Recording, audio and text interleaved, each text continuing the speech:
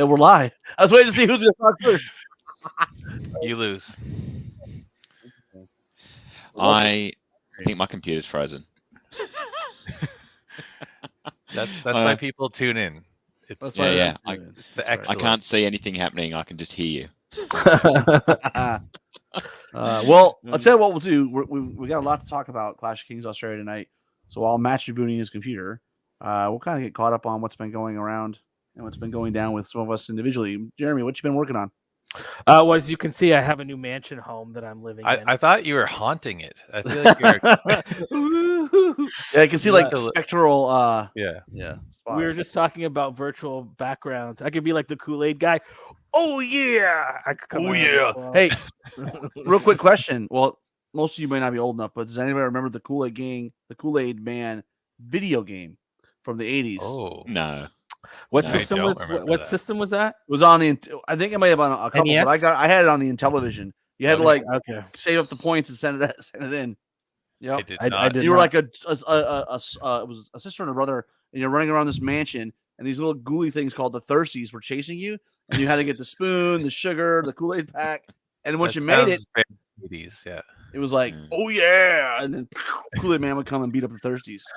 And So now it was those great. kids are now millennials and still looking for those thirsty picks, but it means something else now, right? It does. It does.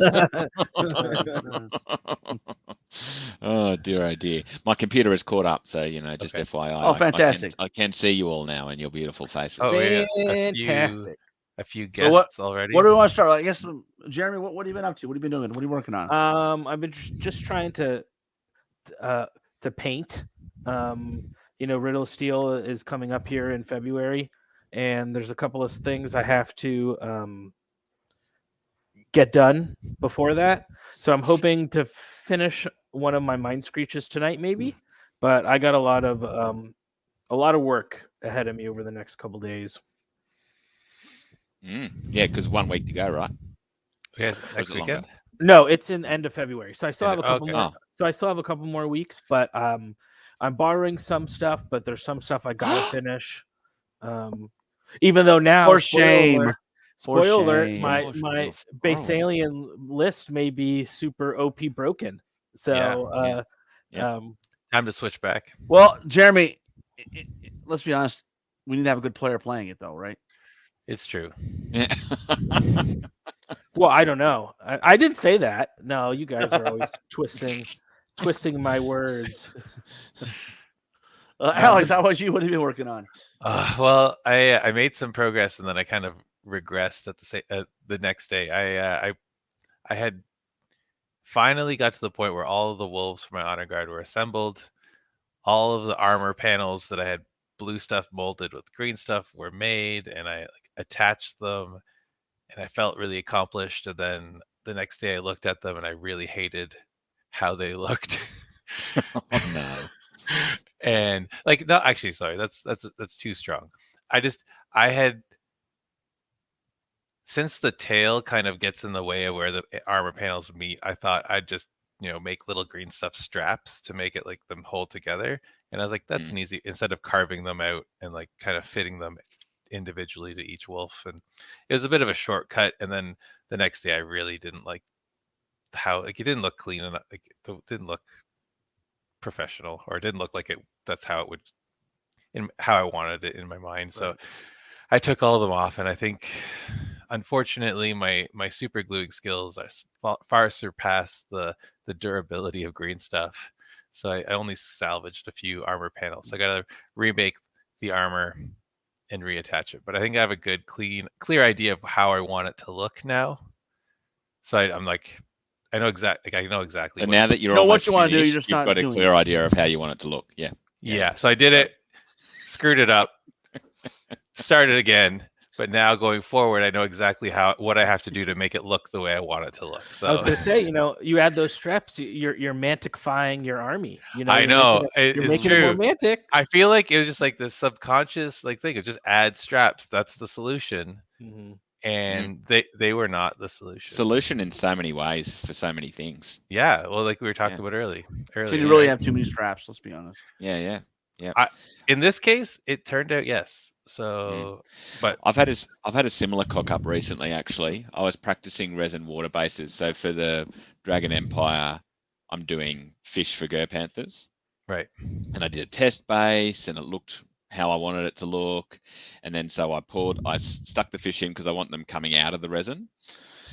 And I poured the resin, and from my test, I want it to be slightly less blue, but then it's ended up not blue enough as how I wanted, and the fish are stuck in it. And then as it was drying, the resin's actually leaked out the bases, Oh and they're all no! stuck to the tray that I had them on. And I can't get them off. Oh, bummer.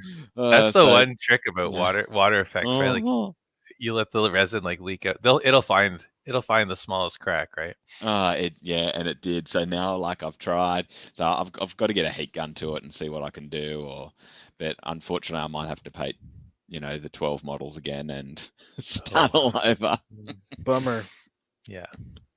That's Yeah. always the risk you take, right? When you want to have a painted model under resin, is you Yep. don't know if it's going to work until it's too late. I know. You I should have can't- just done one in you can't go group instead of backwards. all three at once. Yeah. That's kind of how I felt the next day. I was like, I should have just done like 1 or 2 wolves, let it sit. But I Make felt sure like it works. Yeah. yeah, but I was like, I wanted to be like productive, so I just like did it all, and then like Mm. didn't really like take a step back to look at how they were actually turning out. What about you, Rob? What have you been up to? Well, I'm getting ready for King of Monsters next weekend. I have to. Those that may remember, you have to take a monster, and so I've chosen to take Mothra. And what I originally was going to do was take basically like an ogre, and he had a pair of butterfly wings. And I was like, all right, that might be. I'm better than that. So I was Just I was a little.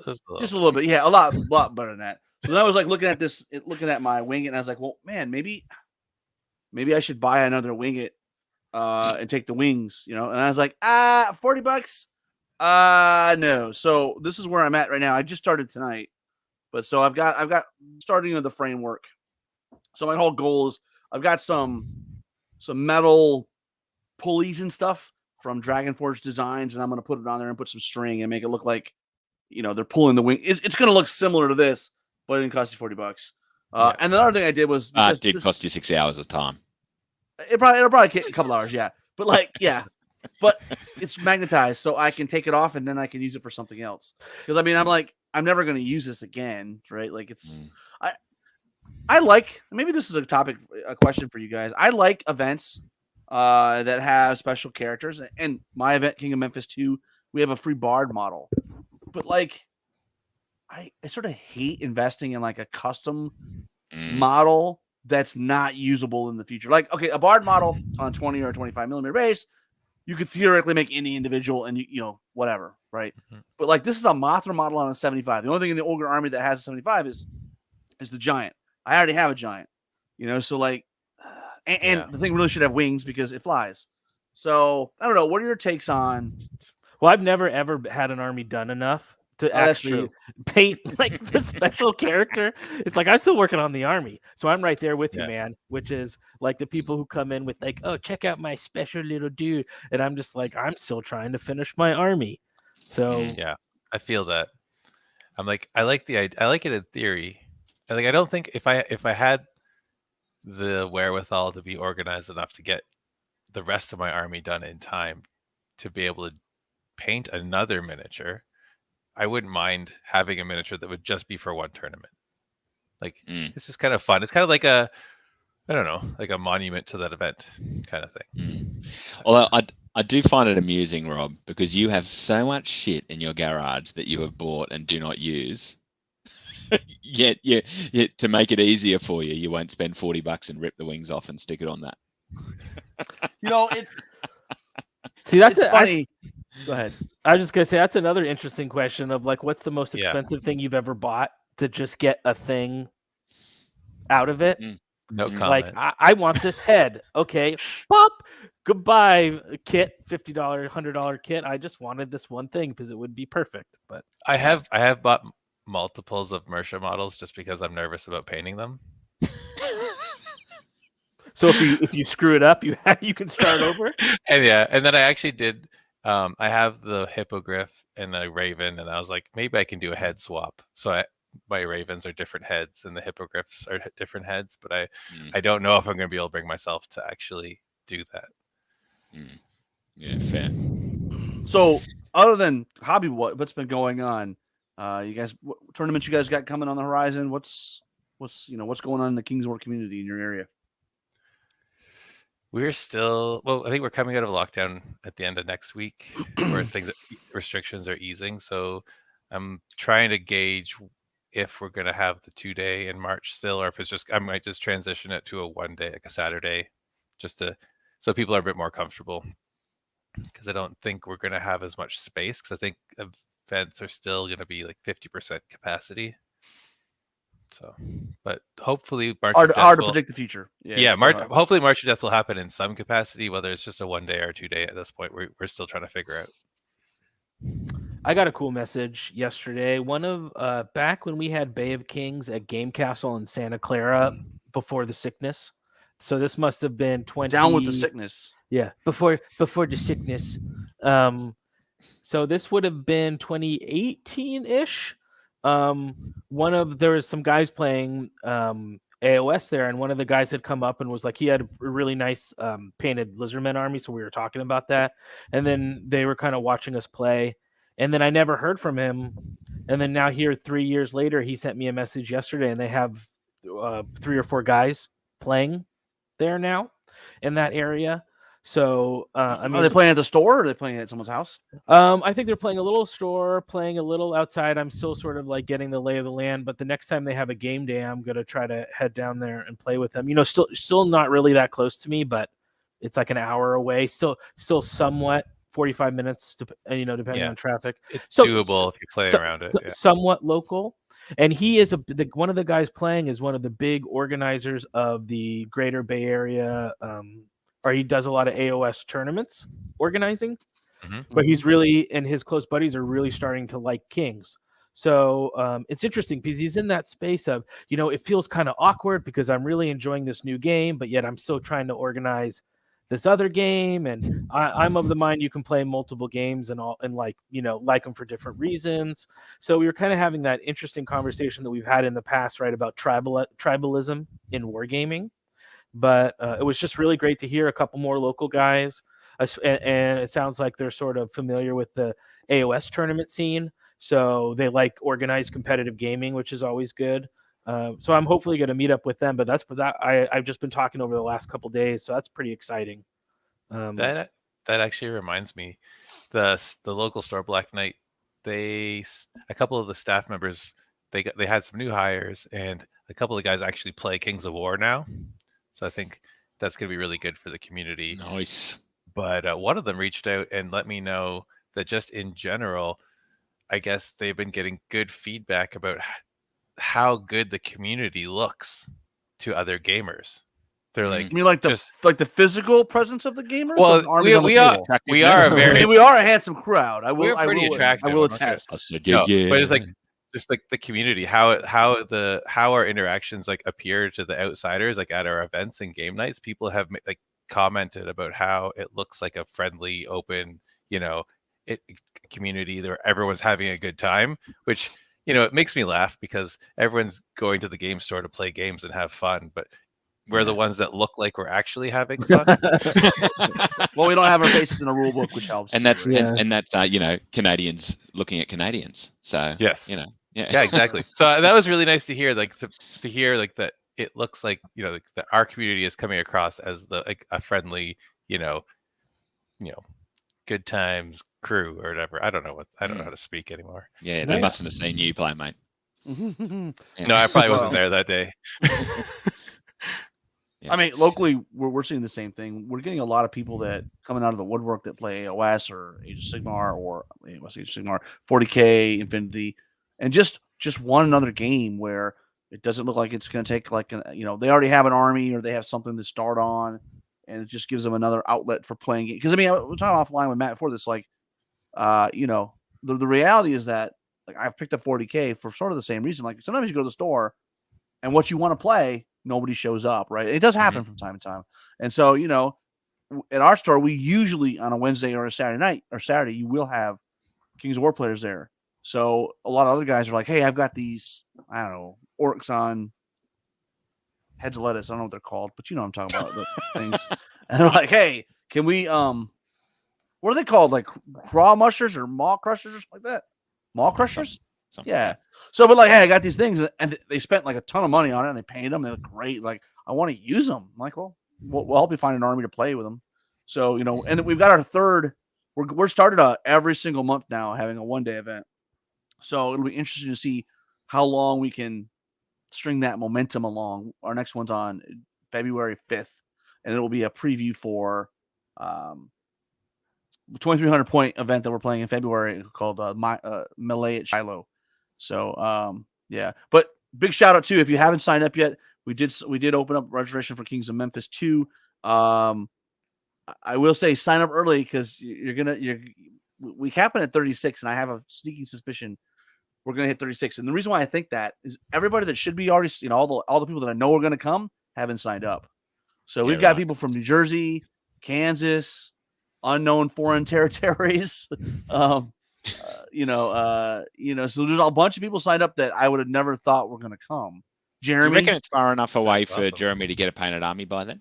I was going to reach out to Jeremy and say, hey, Jeremy, I know you're coming. If you can learn to play ogres, you can play my ogre army. There's probably a dark elf player somewhere in the Memphis area. Yeah, Right?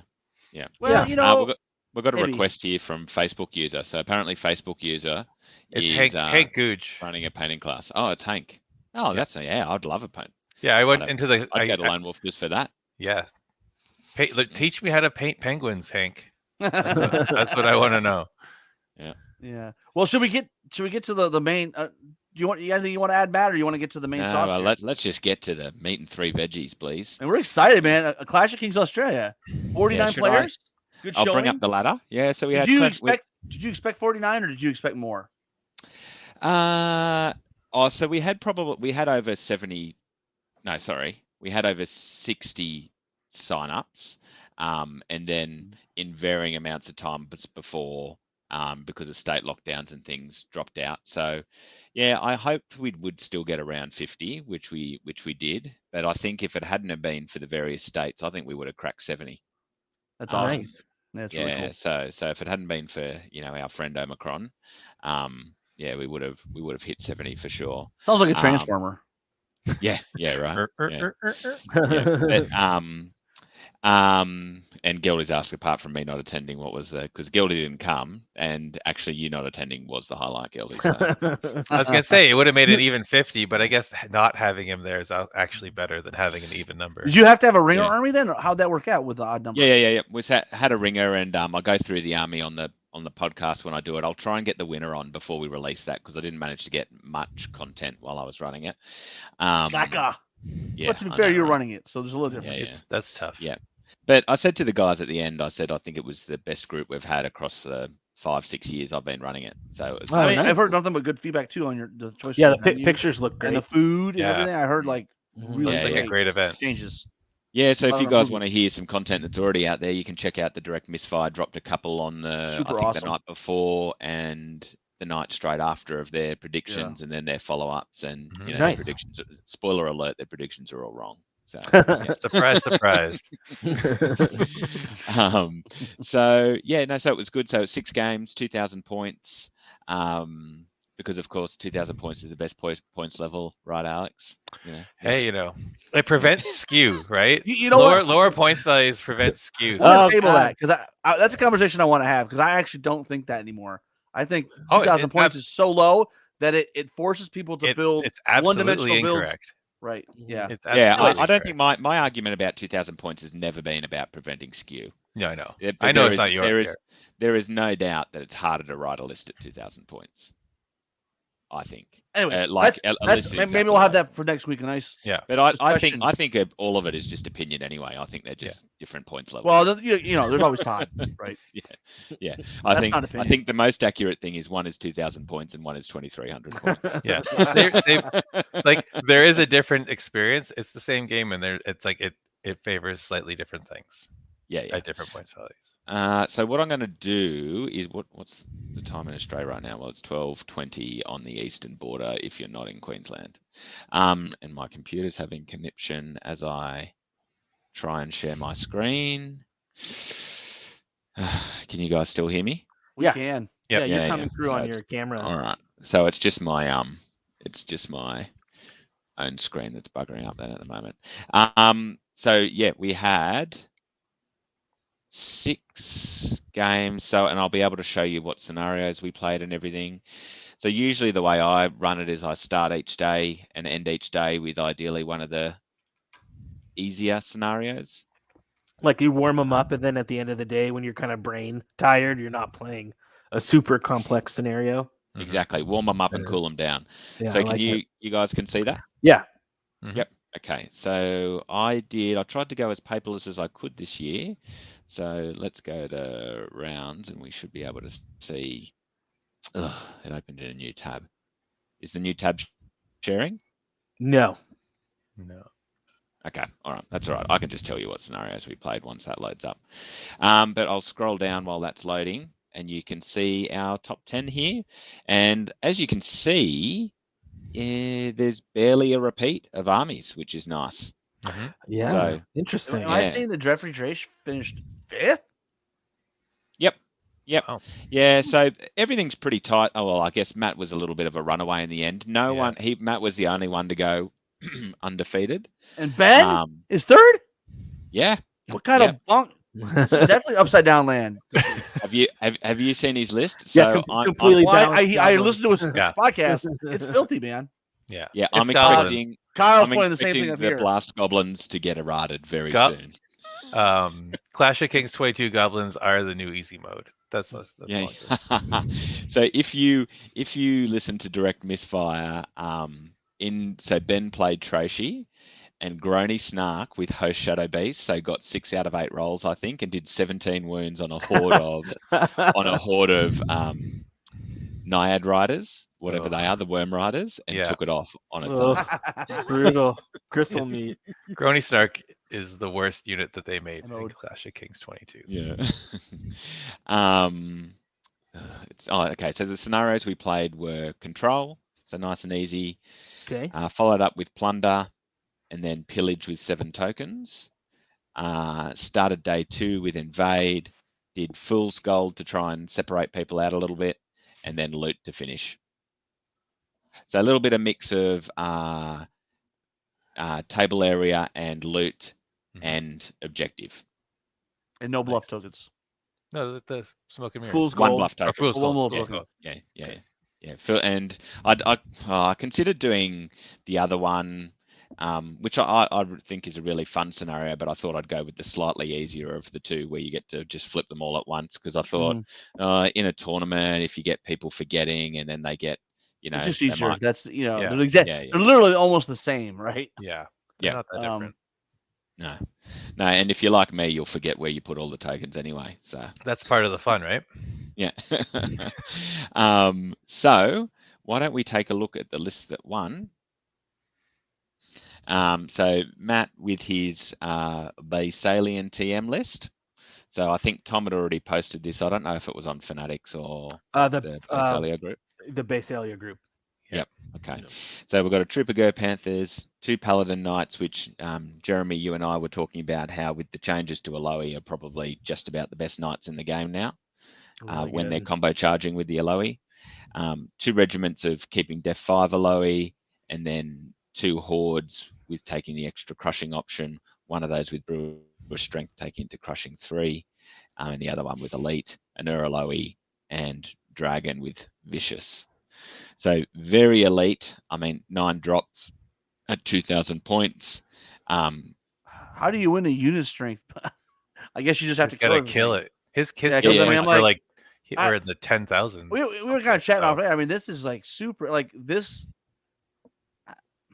I don't know if this could compete in the Southeast. Like, I mean, I think it would be shot off the table like in the first turn. One Yeah. good round of shooting ruins this Yeah, army. I don't know, What- but maybe speak to that a little bit, Yeah. Matt. Well, what is I can shooting? speak to that. So we don't have an obscene amount of shooting, and so one good thing about tabletop is I'll be able to bring up who Matt played here. Oh, I should be able to. So I like Team Shed. That's um, very cool. yeah, so Matt didn't run into any of the big shooting lists. So he played against Forces of Nature with a little bit of shooting.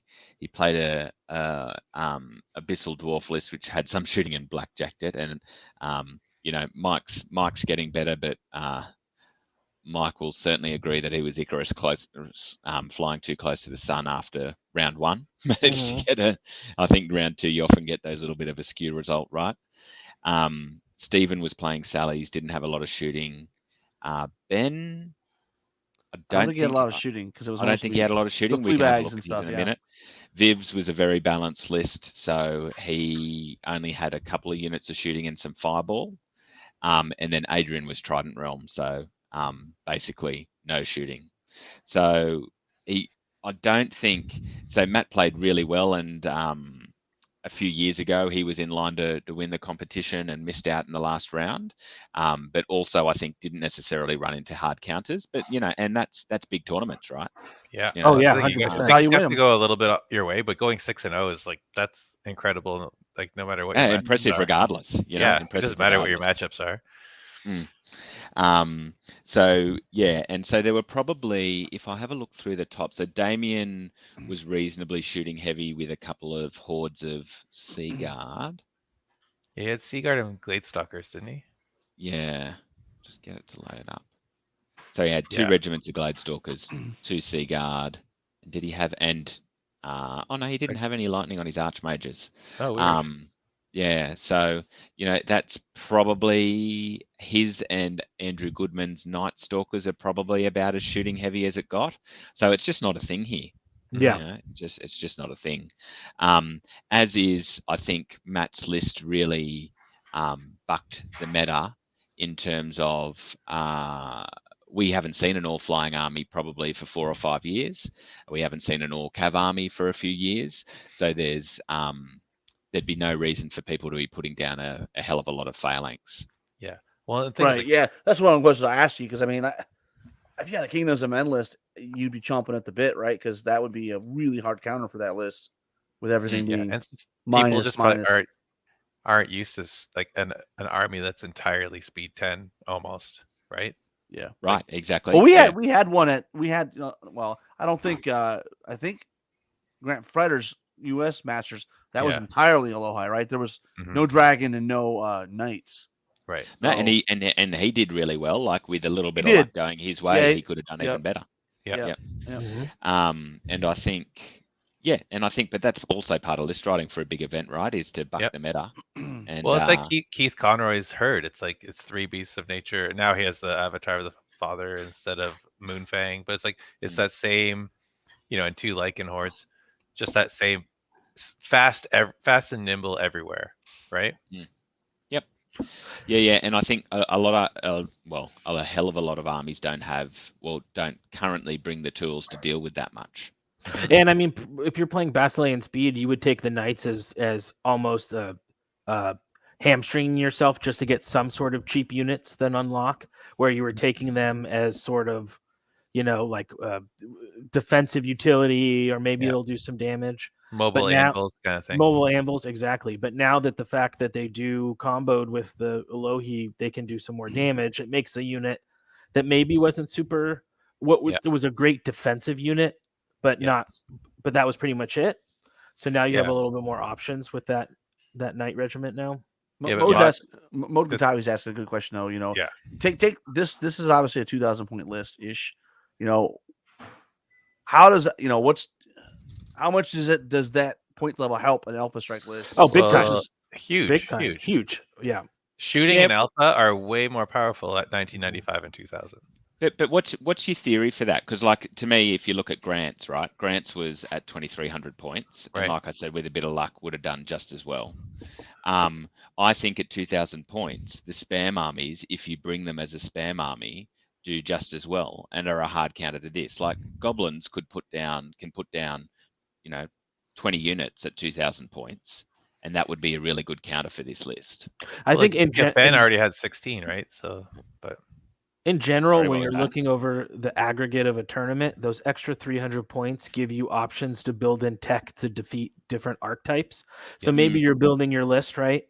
and you have extra 300 points. So it's like, oh, I'm going to put in my tech flavor to deal with X, Y, or Z, right? Yeah. Mm. Or I'm going to put in this, or I'm going to put in that. I think when you go lower points, Yeah. it becomes a little bit more challenging, or you have a reason to drop certain things that maybe wouldn't be great against everyone, but would be good against a specific thing. Yeah. Those You can go sometimes up are the- against alpha lists though, like so complete flying, right? Which is almost what this is. Like if you're building a balanced list at 2300, like this is somewhat of a skew. It's entirely askew, but like you're those extra 300 points let you build an all-comers list. You can't actually build an all-comers list at 1995 or 2000. it's a lot harder. It's a lot Yes. harder to do. Well, I not think. not as many armies can successfully. some of do the it. ones with trash units, like the goblins Yeah. and stuff, can do it. But it's more of the armies can actually build an all-comers list at 2300 than they can at 1995 or 2000. And you don't have as much redundancy. So when your alpha does alpha correctly, Yes. you can just devastate your opponent because they don't have the points. They don't have the actual physical things to still be able to play board space or play scenario because you've killed it all. So I think Mhm. that when alpha goes off, the lower points you are, the more devastating that go off is, and it Yeah, becomes more difficult to deal with. And I think that would stand on a 1-by-1 game basis, but across 6 games, I'm just still not sure, whether it changes much. Because you're still likely to run into a counter. I mean, probably more likely than not. So I just kind of think I don't think either's better really. I think you still get and if like in terms of variety, there were no 2 armies the same out of 49 armies. Mhm. So yeah, I don't know. I would almost think it goes either way. tacking on what you said, Matt. I would almost say that the number of games played is more important than the points you played. 6 games, yeah. Correct. Well, Yeah. I mean that is true, right? I think 6 games for that size of event, the 40 and up, I think 6 games gives you a much better Spread, yeah. Yeah. So yeah, probably 6 games, and the is probably a better counter than changing the points levels, I would say. Well, and I on think most when we armies. talk about with Kings being relatively balanced across, like in general, at most points levels above, like I don't know, 1700 points. Mm. I think when we're talking about stronger or not, or weaker, or it's a matter of degrees, which seem bigger to us because the baseline is pretty balanced. So when there is a difference, it's more noticeable. But I think it's not like alpha only alpha is going to win. And I think 2000. It's just like there's a slight Yeah. advantage, I think. And a lot of it's just matchups. Yeah. I think how you deal with alpha is you try to make them not be able to alpha the way they want to do by having some speed yourself, or some shooting threat so that they have to stay in cover and kind of dodge you. But when you as an alpha player can just move up so that and you control every single charge, and you get to pick and decide where you place those things, and you do that well, and you're making your correct charges and stuff, that's really tough to play against. Yeah. Absolutely. Yeah. So I brought up Benson's list. I fixed it. He couldn't figure out, even though he's in IT, how to load it up properly so it was readable. So I've done it for you, Benson. So he had, a And couple what of scenario did he play? Because he played Benson, right? Like the So winner. this, Yeah. The winner. the what, winner? what was their scenario when they played each other? I don't think they play each other. They or did I play. haven't? I thought I Yeah. saw them Yeah. play.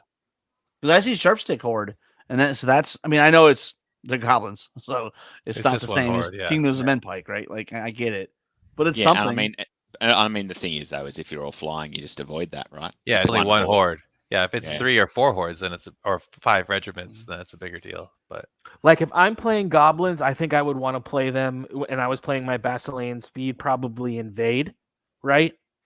Mhm. Or dominate could be okay, actually, because they have to actually move into the dominate circle, and if Yeah. you set up your angles, you can pick stuff up, and then he's not going to be able to move you off of that. So I'm just curious to see what scenario they played. Yeah, I'll be sorry. Again, the computer's performing poorly. Oh, no problem. I'm going to make it hard for you, like I always do. I have a feeling it was game 4. I mean, it wasn't the last one, right? It was like 4 or 5. So the top. Yeah.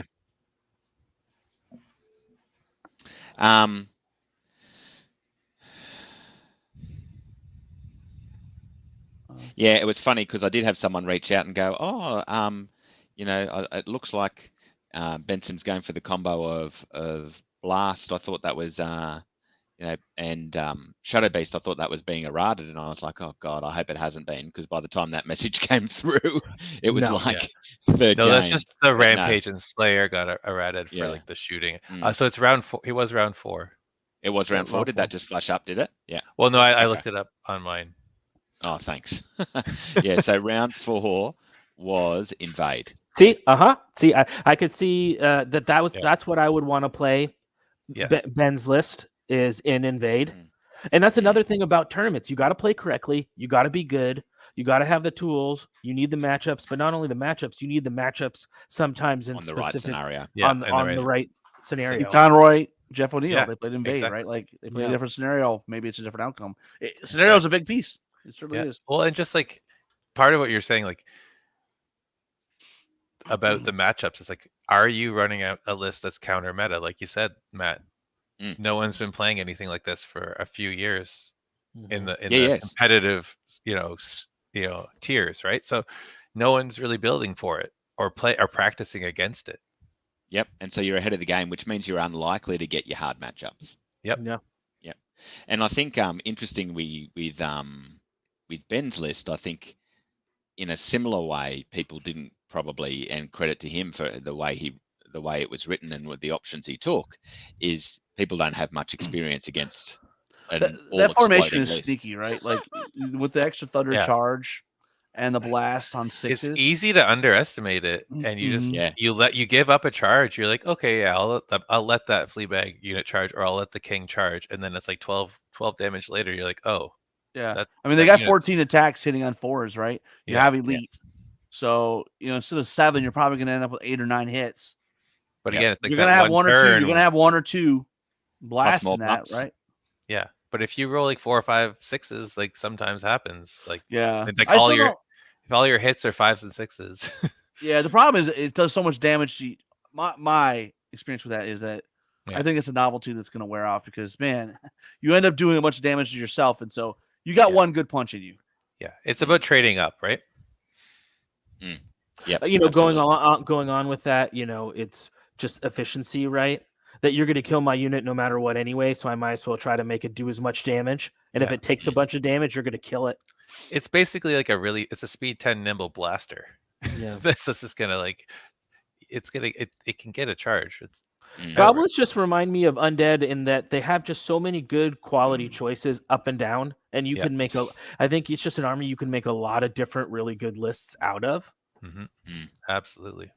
Yeah, I think one thing to see there is that there were 1, 2, 3, 4 Night Stalkers in the top 15. I think that's going to be a bit of a theme. Mm-hmm. There were no ogres, interestingly, but the only ogres I think were piloted by piloted by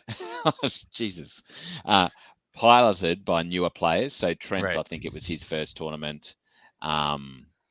Yeah, so I don't think we can read too much into that. Stuart, he'd played before the Friday night. He'd played half a game of Kings of War. We got him a practice game on the Friday night, so he went in with 1.5 games. That's how you do. You gotta get your feet wet. Yeah, Nothing better than 6 games at a tournament to learn how to play. Exactly, and we had a lot of that, which was great. So I think this here with the Night Stalkers is going to be a bit of a theme. Well, I think. Do you know if that like? Are you thinking that was like, well, shooting's coming back, so I'm going to lean into Night Stalkers? No, I think it's their thoughts on the list rather Just than how many Soul Flayers are in those Night not Soul Flayers, but Mind Screechers. Oh, okay. Oh, they're playing the 3 Mind Screeches? Well, Andrew Goodman had 3 and 2 horrors. Mm-hmm. So at that point, you're also taking shooting. I think it's just the Night Stalkers, right? The stealthy allows them to basically counter one whole aspect of the game, except for the lightning, of course. So it's just such a good rule. Who is I don't recognize, what is it, Age Zai? So that's Adrian. He's on Facebook. Okay. He has the purple Trident Realms army. Oh, okay, yeah, okay. If I you've just seen didn't it. know that. Yes, I have seen Yeah. it. Yeah. Okay.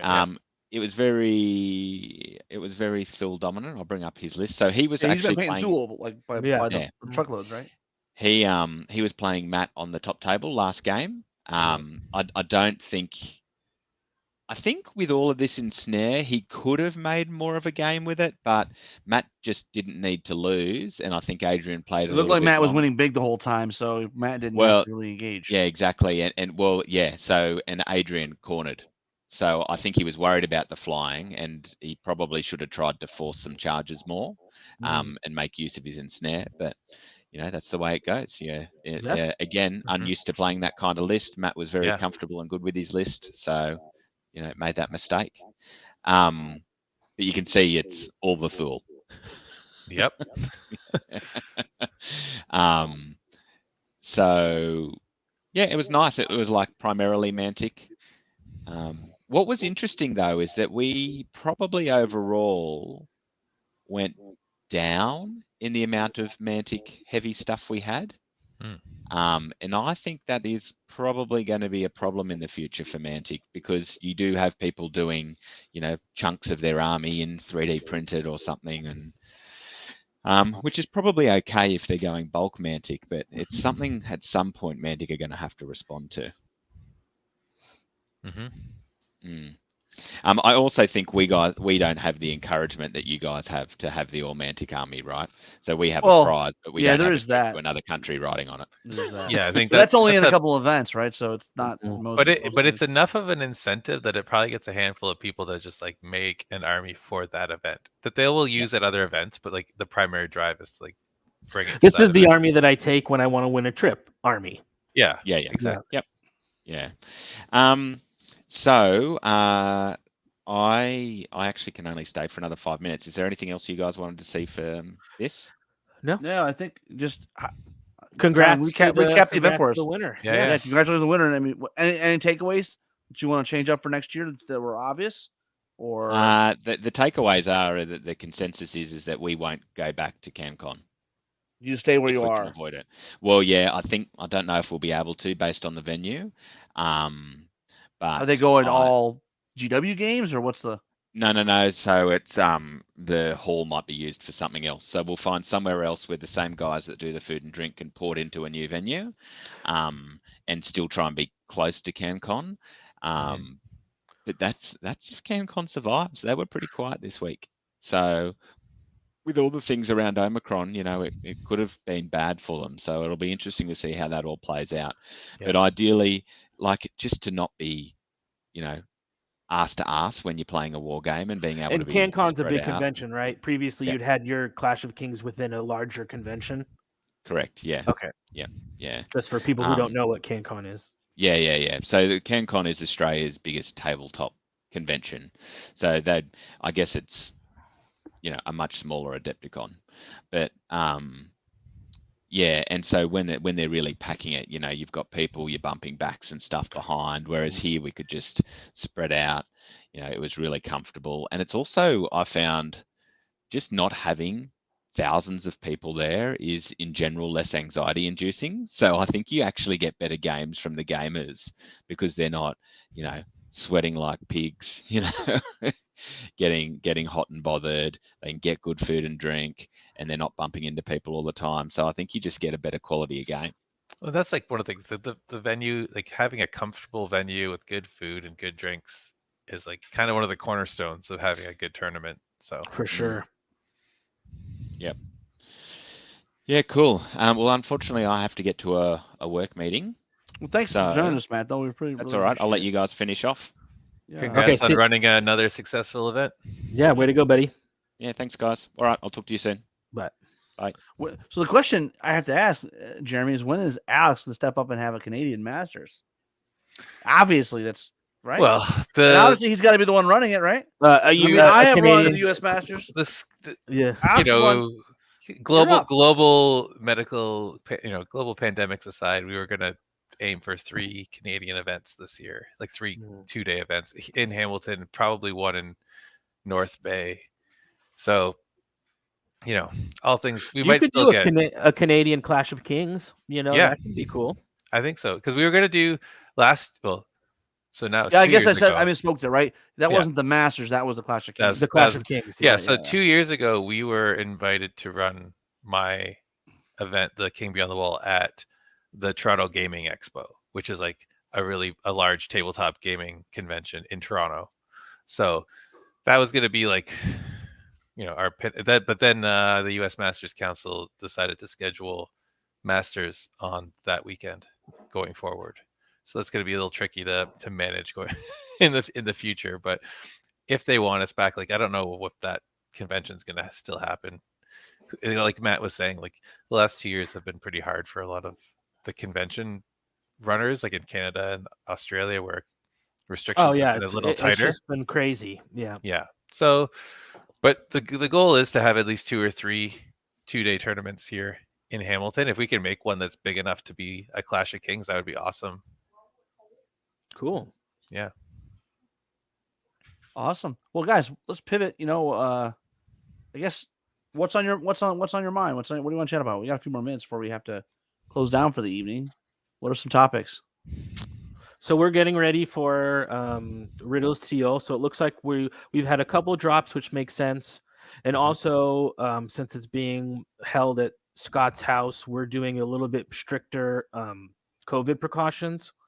And I'm kind of the mind as if you're having an event at someone's house, they get to decide. Oh what yeah, the it's rules their are, decision, right? Yeah, And their if- house, their rules. It's their house, their rules. So Yeah. what we decided to do is within a negative test within 72 hours or like and not from like a home test, but like an actual test. Yeah.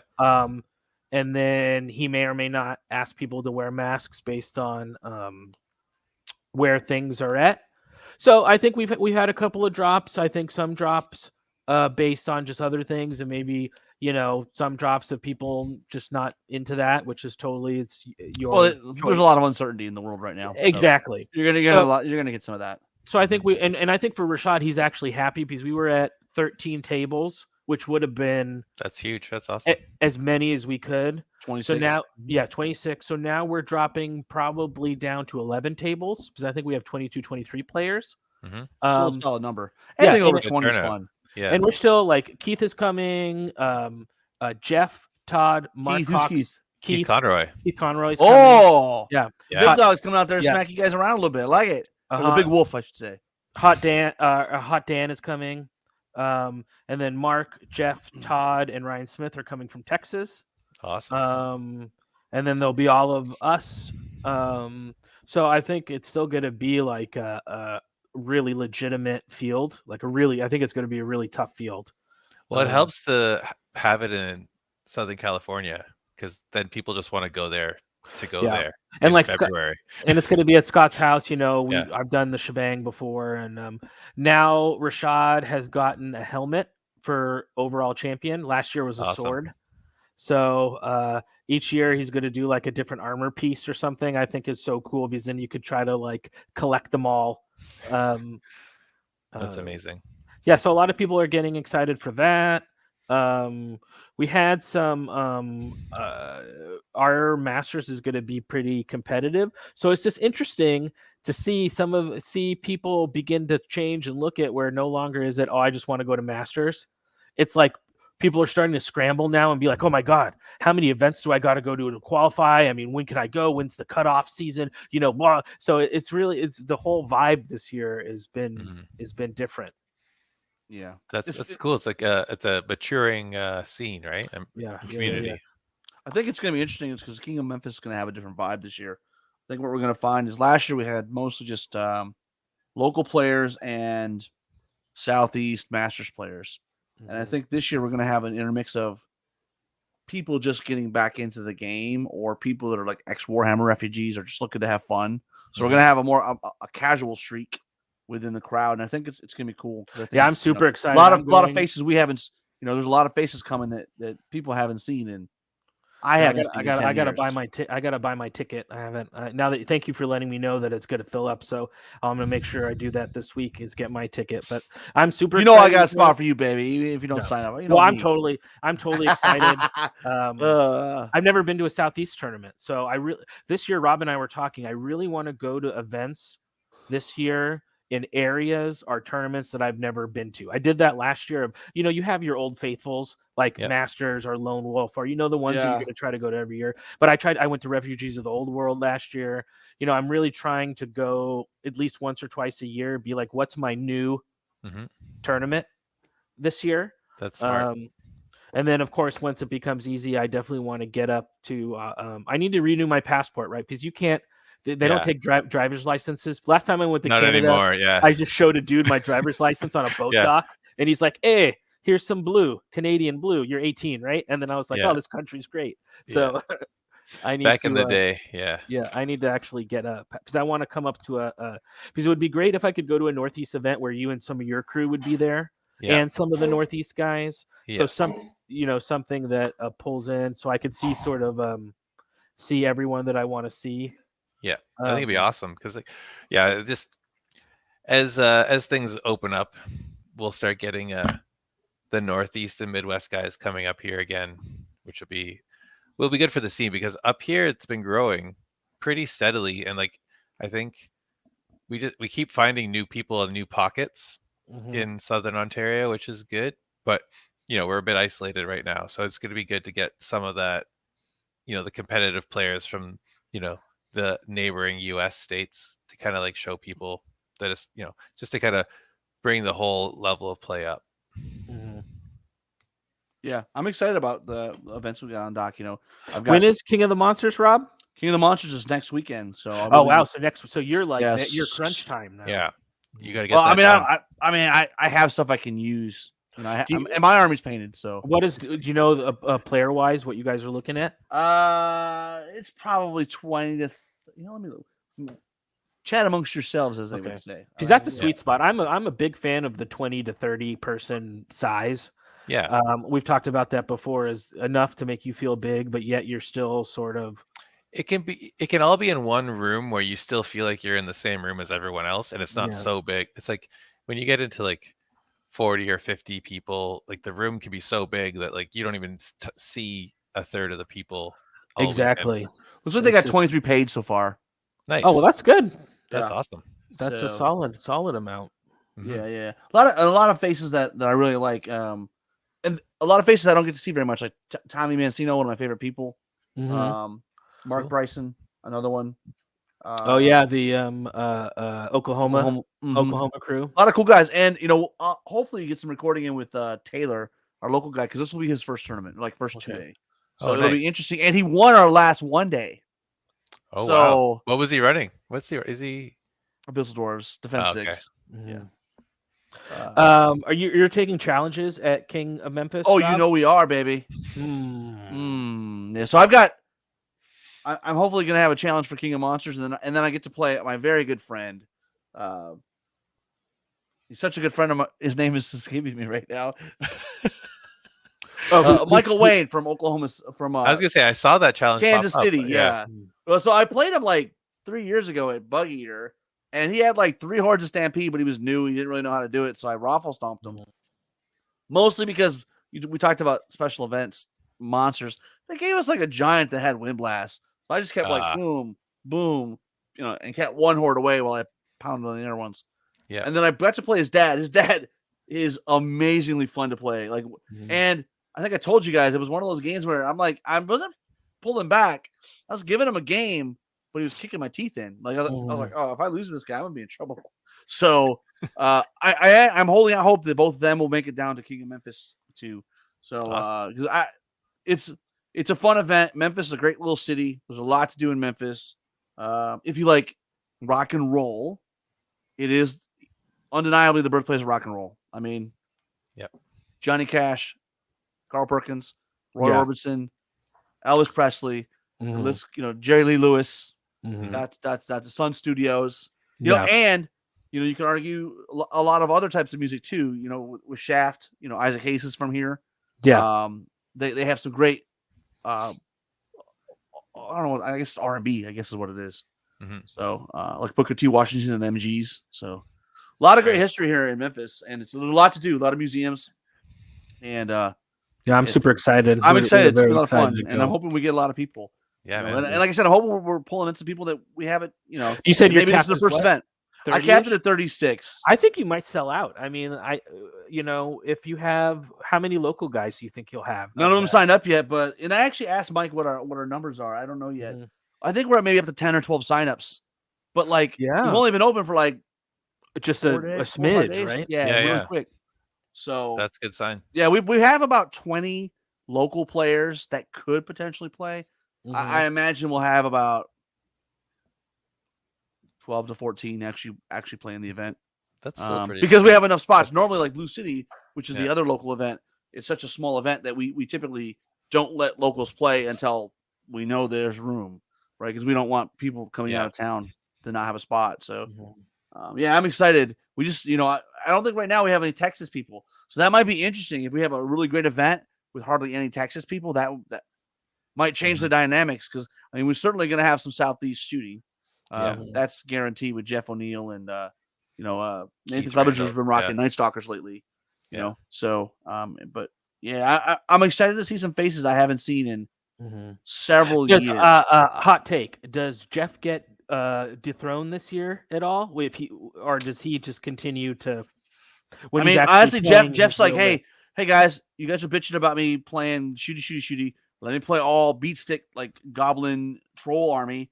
Yeah. And came in second, right? Yeah. Basically, because Keith shot the shit out of him. So, and so I think all may that's just done is go reaffirm back, the fact that, hey, bro, I'm the king of shooting. And, so Yeah. I have a feeling any of the events where he cares, because I mean, let's be honest, he wins so much that he doesn't have to be like bring his A game to every event. Like, I hate to say it like that, but like he But doesn't it's have true. to bring the beat stick to every event. Yeah. And so, if he wants to qualify, if he wants to qualify and go to Masters, he can at will. Yeah, he's the number one player in the Southeast. Yeah. Still, and like because this last event, the last Forge event, I think was the first event he's lost in like over 2 years. So I don't know what to tell you. It is what it is. So yeah, but we have other guys. There's a guy named Kevin Drury, I think, who's been playing Salamander Shooty List. Has been doing pretty well. We have another guy named Bryce who's been rocking. I think he played. He's played a few different. Lately, he's been playing Force of Nature, but really good player. And if I do my job and put a lot of terrain on the table, it helps mitigate some of it, and makes people think a little bit harder. There's not like you're not playing on a green bowling field of just here's a couple of hills and so. Speaking of terrain, do we want to talk about Siege of Augusta at all here? Before we, well, I actually don't know much about it, but I will say, congratulations. They did have some COVID situations. They did go off with the amount of people they had. Yeah. I've been told that was Larry's last year for running the event. So now Drew Gaddy will be stepping in. So congratulations to Drew for stepping in. Oh, okay, cool. Running the event next year. Drew, for those who don't know, I think he was a muckety muck with Siege of Augusta. Drew and I go back a long ways. Basically, 2016 or 17, I ran my first 2-day Kings of War event at NashCon. And he came in. He's NashCon and Siege of Augusta are like sister events. And he showed up Friday night and was like, "What's this game?" And I sat him down and showed him the game. He's like, "Oh, let me go. This is awesome." And we found him an army. He played the next day. He's been hooked. So awesome. He's definitely he's a Masters player. He was the guy that ran all Brocks and shooting, I think, last year at Masters. So yeah, he'll run a great event. I think this year they try to do some stuff different with more of a narrative spin on Siege of Augusta. And there's some odd. I don't think the one was like there's one of the scenarios was in the dark, so no shooting beyond 12 inches. And I mean, I understand what they were trying to do. I don't know that the audience that was there to receive it. I'm sure there's people that liked it, and I'm sure there's people that they had detractors. Well, it's like we were saying, like with the special army characters, like for the tournament, and like Rashad does special scenarios for Riddle of Steel. It's like there's that fine line of like how much can you fiddle with the game and still keep it, being the game. And sometimes you try new things and they don't work, and that's okay. And sometimes they work great. You can't be adverse to having something. I mean, you got to sometimes try something new. Yeah, there are so many tournaments, right? Like if everyone just did a 5-game tournament where they randomly roll scenarios and randomly use an Epic Dwarf map, it's like what differentiates each event, right? You have to do. You have as a TO. You got to put something that's your stamp. Yeah, you got to put a spin on it. Like, but my approach is like for King of Memphis, we just gave everybody a Bard model that does some Mhm. special stuff. I find that's a little easier to balance Yes. than trying to give a different scenario. Like Because what do you do? You're balancing one thing as opposed to balancing 6 or 5 separate things. Right. Yeah. And so we've got a Yeah. pair of Scenarios, bards that right? you can use that give you some basically give you some it gives you very inspiring and it gives you some other advantages. Yeah. And that's a lot more easier to balance than Well, Yeah. you can make it a limited advantage, and it's like very inspiring, which is useful for everyone. It doesn't break anything. It just means that maybe you take one less. You don't take an ASB. You just use the Bard as your ASB. So it changes army building a little bit, but not wildly. exactly. Yeah. Well, guys, we're at time. So thanks everybody. Yeah. Hopefully you guys enjoyed this. Next we'll be probably putting up I don't know what we have on the docket for next week. Oh yeah. Show wise, we have a Show wise. narrative workship. We got an episode coming up. And then- Good.